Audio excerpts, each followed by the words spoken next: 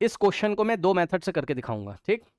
इस क्वेश्चन को मैं 2 मेथड से करके दिखाऊंगा। पहला जो मेथड होगा स्कूल वाला मेथड होगा, दूसरा मेथड जो होगा हमारा शॉर्ट मेथड होगा, करेक्ट। तो आइए जरा सबसे पहले मेथड 1, फिर हम इसको डायरेक्ट करेंगे, ठीक। मेथड 1 स्कूल वाला।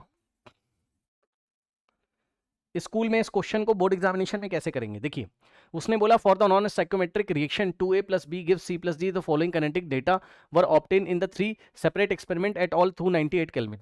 अब सुनो, initial concentration of A 0.1 molar है। इनिशियल कॉन्सेंट्रेशन देखो 3 बार एक्सपेरिमेंट किया, हेलो हेलो हेलो, 3 बार एक्सपेरिमेंट किया। पहले आप टेबल पढ़ना सीख लीजिए, ये फर्स्ट एक्सपेरिमेंट है। तो फर्स्ट एक्सपेरिमेंट में ए की कॉन्सेंट्रेशन 0.1 मोलर, बी की कॉन्सेंट्रेशन 0.1 मोलर, और इनिशियल रेट जब निकाला तो 1.2 × 10⁻³ ये आपको रेट दिया हुआ है, रेट ऑफ द रिएक्शन दिया हुआ है, ठीक। फिर सेकंड एक्सपेरिमेंट किया तो ए की कॉन्सेंट्रेशन 0.1 है, बी की कॉन्सेंट्रेशन क्या हो गई इनिशियल 0.2। तो आपने देखा क्या कर रहा है वो, पहले टेबल पढ़ना सीखिए। सेकंड एक्सपेरिमेंट में ये देखिए जरा डेटा दिया हुआ है आपको, इसकी कॉन्सेंट्रेशन में कोई चेंज नहीं किया, लेकिन इसको डबल कर दिया, 0.1 से बढ़ा के 0.2 कर दिया, ठीक। और इसका रेट देखिए कांस्टेंट है। फिर पहले टेबल पढ़ना सीख लो। फिर थर्ड एक्सपेरिमेंट में क्या किया, ए की कॉन्सेंट्रेशन को डबल कर दिया, 0.1 से 0.2 कर दिया, और बी की जो कॉन्सेंट्रेशन है उसको हाफ कर दिया, 0.1 से 0.2 से 0.1 कर दिया, और ये देखिए अब रेट इतना आ रहा है। तो टेबल पढ़ना आया, टेबल पढ़ना आया, बताइए, ठीक। तो स्कूल में हम लोग कैसे करेंगे बोर्ड एग्जामिनेशन में ऐसे क्वेश्चंस के लिए, सबसे पहले हम एक अज्यूम करेंगे। क्या अज्यूम करेंगे हम अजम्पशन करेंगे। क्या अज्यूम करोगे, पहले एक रेट लॉ आप अज्यूम करोगे, है ना। देखिए rate is equals to rate constant k, ठीक। अब देखो ए की पावर 2 मत कर देना, क्योंकि ये एक्सपेरिमेंटल डेटा है, तो ए की पावर m और बी की पावर n, मतलब जो रेट है वो ए की पावर m पे डिपेंड कर रहा है और बी की पावर n पे डिपेंड कर रहा है ना, इस तरीके से। अब एक्सपेरिमेंट नंबर 1 के लिए लिखेंगे, पहले किसके लिए, एक्सपेरिमेंट नंबर 1 के लिए लिखेंगे। लिखिए जरा एक्सपेरिमेंट नंबर 1 के लिए जरा रेट लिखिए स्टूडेंट्स यहां पर। यस, रेट कितना है एक्सपेरिमेंट 1 में, रेट कितना है 1.2 × 10⁻³, ठीक। तो रेट की जगह आप क्या लिखोगे बताओ, 1.2 × 10⁻³ इज इक्वल्स टू के, तो के ही रहेगा हमारे पास, ठीक। और एक्सपेरिमेंट नंबर 1 में स्टूडेंट्स जो ए की कॉन्सेंट्रेशन है कितनी 0.1 है, और पावर m, और बी की कॉन्सेंट्रेशन कितनी 0.1, ठीक, पावर n। इसको बोलो इक्वेशन नंबर 1, ठीक। ये हो गई हमारे पास इक्वेशन नंबर 1, ठीक। उसके बाद अगर आप देखेंगे एक्सपेरिमेंट नंबर 2 के लिए, यस, रेट कितना लिखोगे 1.2 × 10⁻³ इज इक्वल्स टू के, तो के ही रहेगा, के तो फिक्स रहता है ना, के क्या है हमारे पास, रेट कांस्टेंट है, फिक्स है। फिर ए की कॉन्सेंट्रेशन 0.1 मोलर, और पावर तो m ही रहेगी ना, और बी की जगह क्या रखोगे 0.2, और पावर कितना आएगा n, और ये बन गई हमारे पास क्या सेकंड। फिर एक्सपेरिमेंट नंबर 3 का डेटा लिखोगे, ठीक। रेट की जगह आप क्या लिखोगे 2.4 × 10⁻³ है ना। तो रेट की जगह हम लोग क्या लिखेंगे बताइए, 2.4 × 10⁻³ इज इक्वल्स टू के की जगह के, ए की जगह 0.2 molar, power m in the bracket, B की जगह 0.1, पावर n, और ये बन गई इक्वेशन नंबर 3, ठीक। अब हमें बताना है कि the rate law for the formation of C is, है ना, तो हमें इसका रेट लॉ हमें बताना है। तो देखिए किस तरीके से हम लोग बताएंगे, देखिए किस तरीके से हम लोग बताएंगे। देखिए सबसे पहले फर्स्ट को सेकंड से डिवाइड करिए। सर क्यों, क्योंकि ध्यान से चेक करो, ये देखो 0.1 की पावर m और 0.1 की पावर m कट जाएगा, तो फर्स्ट डिवाइडेड बाय सेकंड करिए, फर्स्ट डिवाइडेड बाय सेकंड करिए, देखिए कितना आएगा। भाई मैं डायरेक्ट कर रहा हूं, संभाल लेना, लेफ्ट हैंड साइड को लेफ्ट हैंड साइड से डिवाइड करोगे तो ये दोनों सेम क्वांटिटी कट जाएगा, 1 आएगा, और राइट हैंड साइड को राइट हैंड साइड से डिवाइड करोगे तो हमारे पास क्या आएगा बताओ, k से k कैंसिल हो जाएगा, 0.1 की पावर m से 0.1 की पावर m कैंसिल होगा, 0.1। अब देखो क्या बचेगा, एक ये बचेगा और एक ये बचेगा, बस। यानी कि 0.1 की पावर n और 0.2 की पावर n, है ना। तो 0.1 की पावर n और 0.2 की पावर n। ठीक, अब सुनो, बेस अलग अलग है लेकिन पावर सेम है, तो हम लोग क्या लिखेंगे इसको बताओ? 0.1 अपॉन में 0.2 की होल पावर n। नहीं समझा? कौन नहीं समझा बताना भाई। ये पावर इसको मिलेगी तो वापस ऐसा बन जाएगा, है ना? बट हमने इसको कैसे किया, पावर कॉमन ले ली। ठीक, अब आपको पता है ये वाले पॉइंट से ये वाला पॉइंट जाएगा, और 1 को हम लोग क्या लिखेंगे यहां पर? 1 को हम लोग क्या लिखेंगे? 1/2 की पावर 0। बोलो हाँ, बोलो हाँ। अरे यार 1/2 की पावर 0 1 ही तो होता है यार, हाँ? ठीक, और यहां बचेगा 1/2। सर ऐसा आपने क्यों किया? ऐसा हमने इसलिए किया बिकॉज बच्चों अगर बेस सेम हो गई दोनों तरफ तो पावर इक्वेट कर सकते हैं, तो n की वैल्यू 0 आ गई। बोलिए हाँ, बोलिए हाँ, बोलिए हाँ। ठीक, बोलिए हाँ। ठीक, तो इस तरीके से करते हैं। अब n आपको पता चल चुका, अब आप क्या करेंगे पता है? अब आप सेकेंड को थर्ड से डिवाइड लगा दीजिए। ये देखिए, ये देखिए, सेकेंड डिवाइडेड बाय 3 आप कर दीजिए। ठीक है, तो ऐसे ही आपको करना पड़ेगा एग्जाम में। देखिए सेकेंड डिवाइडेड बाय 3। अब देखो कैसे करोगे, देखो देखिए लेफ्ट हैंड साइड को लेफ्ट हैंड साइड से डिवाइड करोगे तो क्या बचेगा? 1/2, क्योंकि 10 की पावर -3 से ये कटेगा, और 1.2 बाय 2.4, 1/2 आ जाएगा लेफ्ट हैंड साइड, है ना? ये देखिए इज इक्वल्स टू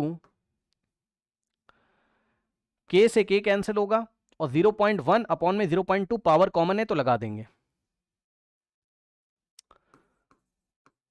0.1 अपॉन 0.2 और पावर कॉमन है हम लोग लगा देंगे। उसके बाद देखिए जरा, 0.2 अपॉन में 0.1 की पावर n हो जाएगा, है ना? तो 0.2 अपॉन में 0.1 की पावर n हो जाएगा। इस तरीके से कॉमन हो जाएगी ना पावर। अब n तो तुम निकाल चुके हो, तो क्या हो जाएगा? ये हट जाएगा, है ना? तो यहां पर क्या हो जाएगा? देखिए 1/2 is equals to 1/2 to the power m। ठीक, और n की जगह 0 रखोगे तो किसी भी क्वांटिटी की पावर 0 1 होता है, तो ये पूरा 1 हो जाएगा। इसको छोड़ दीजिए, तो यहां से क्या आएगा? और इसको क्या लिखोगे? 1/2 की पावर कुछ भी नहीं तो 1 आ जाएगा, इज इक्वल्स टू 1/2 की पावर m। तो m की वैल्यू कंपेयर करेंगे, बेस सेम है पावर इक्वेट, तो m की वैल्यू आ गई 1। बोलो हाँ। देखा? अब बताओ, m आ गया, n आ गया, और रेट तुमने लिखा था भाई, हाँ? रेट तुमने अज्यूम क्या किया था? k into concentration of a की पावर m और इंटू कॉन्सेंट्रेशन ऑफ b की पावर n, यही तो किया था ना तुमने? m और n की वैल्यू पुट करो और मैच करा लो नीचे से।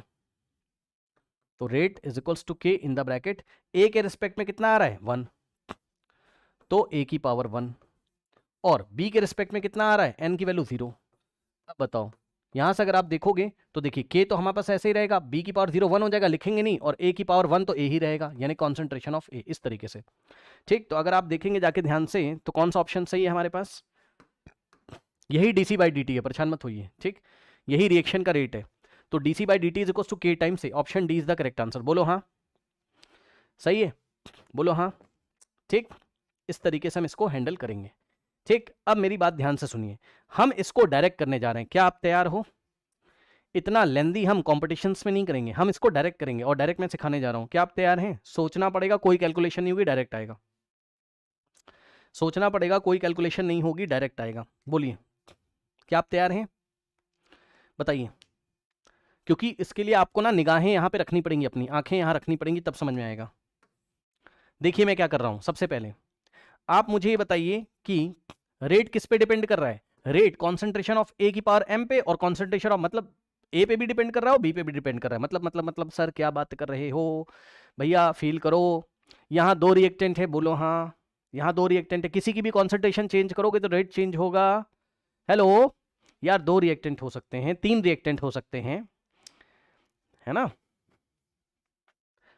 तो देखिए, अब देखिए जरा, अब देखिए, अगर हम पहला और दूसरा एक्सपेरिमेंट देख रहे हैं, भैया संभाल लेना, ए की कॉन्सेंट्रेशन नहीं चेंज हो रही, 0.1 से 0.1, बोलो हाँ। ए की कॉन्सेंट्रेशन तो फिक्स है, ए की कॉन्सेंट्रेशन तो फिक्स है, यानी कि ये जो रेट है ये ए की वजह से नहीं चेंज हो रहा होगा। हेलो, ये जो भी रेट चेंज हो रहा है, अगर हो रहा होगा, बच्चे बोलेंगे हो ही नहीं रहा है। अरे ना हो रहा हो बात की बात है यार, छोड़ो ना। हाँ, नहीं हो रहा हो बात की बात है, छोड़ो। लेकिन अभी मैं ये कह रहा हूं, आप ये बताओ, अगर यहां से आ रहा तो ए की कॉन्सेंट्रेशन नहीं चेंज हो रही, तो ए की वजह से रेट में चेंज नहीं आएगा। जो भी चेंज आएगा वो बी की वजह से आएगा, क्योंकि बी की कॉन्सेंट्रेशन को डबल कर दिया गया, बी की कॉन्सेंट्रेशन को डबल कर दिया गया। बोलिए हाँ, यहां से आए तो बी की कॉन्सेंट्रेशन को 2 टाइम्स किया गया है, 2 क्रॉस का मतलब 2 टाइम्स कर दिया गया। ठीक, अब ये बताइए कि देखिए, ये बताइए कि भाई देखिए ए पे तो डिपेंड ही नहीं कर रहा है ना, ए पे तो डिपेंड ही नहीं कर रहा है। ठीक, ए की कॉन्सेंट्रेशन पे तो डिपेंड ही नहीं कर रहा है। ठीक है स्टूडेंट्स, लेकिन बी को डबल करने से, जरा संभालिएगा, है ना, बी को डबल करने से बी, अभी देखो ए के ऊपर कितनी पावर आएगी अभी आप नहीं बता सकते हो, क्योंकि ए पे डिपेंड ही नहीं कर रहा है ना, ए का कॉन्सेंट्रेशन चेंज ही नहीं किया गया। अगर ए का कॉन्सेंट्रेशन चेंज करते यार तब तो ए के ऊपर कमेंट करते, अभी ए के ऊपर मत कमेंट करिए, मतलब ए की पावर पे अभी कमेंट मत करिए, रुक जाइए, जिसकी कॉन्सेंट्रेशन चेंज करी हो उसकी पावर के ऊपर कमेंट करिए।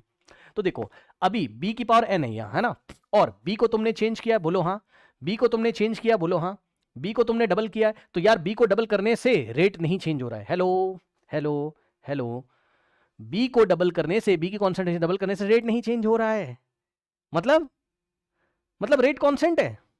तो बताओ बी के रिस्पेक्ट में ऑर्डर कितना होगा, बी के रिस्पेक्ट में ऑर्डर कितना होगा, बी के रिस्पेक्ट में ऑर्डर कितना होगा, क्योंकि रेट ही नहीं चेंज हो रहा है यार, बी की कॉन्सेंट्रेशन डबल करा बट रेट नहीं चेंज हो रहा है, तो बी के रिस्पेक्ट में ऑर्डर कितना होगा, 0 होगा ना।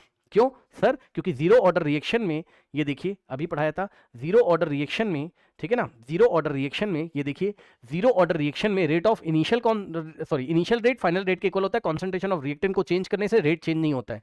ठीक, तो अगर आप ध्यान से चेक करेंगे तो यहां पे क्वेश्चन हम लोग डायरेक्ट कैसे पकड़ेंगे एग्जाम में, ये देखिए भाई ए को तो चेंज ही नहीं किया गया, छोड़ दीजिए, बी को आपने डबल कर दिया, बी को डबल करने से रेट पे कोई फर्क ही नहीं पड़ा, यानी कि बी के रेस्पेक्ट में जो ऑर्डर है वो 0 है। बहुत सही, बहुत सही, यानी कि यहां पे आ गया 0, एन की जगह 0 आ गया, ये देखिए। ठीक, अब आइए, अब हम कहां से कहां कंपेयर करें, मैं कलर चेंज कर रहा हूं, आप सावधान रहिएगा। देखिए आप ये बताइए कि यहां से अगर मैं यहां जा रहा हूं तो भाई बी की कॉन्सेंट्रेशन तो चेंज नहीं हो रही, मैंने जानबूझ के ऐसा किया है। क्यों सर, क्योंकि बी का ऑर्डर निकाल चुके हो, अरे बी का ऑर्डर निकाल चुके, बी के रिस्पेक्ट में ऑर्डर निकाल चुके हो, बी के रिस्पेक्ट में ऑर्डर निकाल चुके हो। ठीक, तो यार बी को ऐसा सर्च करो ना जहां बी चेंज ही नहीं हो रहा हो, ठीक है ना, क्योंकि यहां से यहां जाने में, यहां पे भी बी आपका 0.1 है और यहां पे भी, तो फर्स्ट और थर्ड एक्सपेरिमेंट को ले रहे हैं तो बी नहीं चेंज हो रहा है। अगर बी नहीं चेंज हो रहा है तो बी की वजह से रेट चेंज नहीं होगा, बी की वजह से रेट चेंज नहीं होगा, बी की वजह से रेट चेंज नहीं होगा। लेकिन यहां पे देखो ए को तुमने डबल किया है ना, बोलो हाँ, बोलो हाँ, बोलो हाँ, ये देखो ए को तुमने 0.1 से 0.2 किया, ए को तुमने क्या करा, डबल किया, 2 क्रॉस यानी कि डबल कर दिया। तो ए को डबल करने से, अब देखिए ए को डबल करने से, ए को डबल करने से, ए को डबल करने से रेट भी डबल हो रहा है, ए को डबल करने से रेट भी डबल हो रहा है, ए को डबल करने से रेट भी डबल हो रहा है। तो बताओ ए के रिस्पेक्ट में ऑर्डर कितना होगा, 1 ही तो होगा, क्योंकि फर्स्ट ऑर्डर में ही तो क्या होता है, फर्स्ट ऑर्डर में ही तो क्या होता है, चेक करिए जरा, ये देखिए फर्स्ट ऑर्डर की रिएक्शन में ही तो क्या होता है कि रेट जो होता है वो कॉन्सेंट्रेशन पे डिपेंड करता है। तो कॉन्सेंट्रेशन को डबल किया, ए को डबल किया तुमने, तो रेट भी डबल दिखा रहा था डेटा में, इसका मतलब ऑर्डर पक्का कितना है, 1 ऑर्डर है फर्स्ट ऑर्डर की। तो ए के रिस्पेक्ट में फर्स्ट ऑर्डर की हो गई, बी के रिस्पेक्ट में 0 ऑर्डर की, ऐसे पहचानते 2 सेकंड में आपका क्वेश्चन हो जाएगा, है ना। तो इस तरीके से हम लोग करेंगे एग्जाम में। तो एम की वैल्यू कितनी आ रही, 1। तो total rate, sorry total order of the reaction अगर पूछ लेता, total order of the reaction अगर पूछ लेता, वैसे पूछा नहीं है लेकिन अगर पूछ लेता, वो बात मैं आपसे कह रहा हूं, आपको रेट लॉ लिखने के लिए बोला था तो आपने लिख दिया ना, वो अलग बात है। लेकिन total order of the reaction अगर वो हमसे पूछ लेता तो क्या होता है, ए के रिस्पेक्ट में ऑर्डर कितना है हमारे पास, 1 है, और बी के रिस्पेक्ट में 0 है, तो total order of the reaction, पूरी रिएक्शन का ऑर्डर कितना हो जाएगा, 0 + 1, क्योंकि m + n होता था ना टोटल ऑर्डर, तो 1 हो जाएगा। ठीक,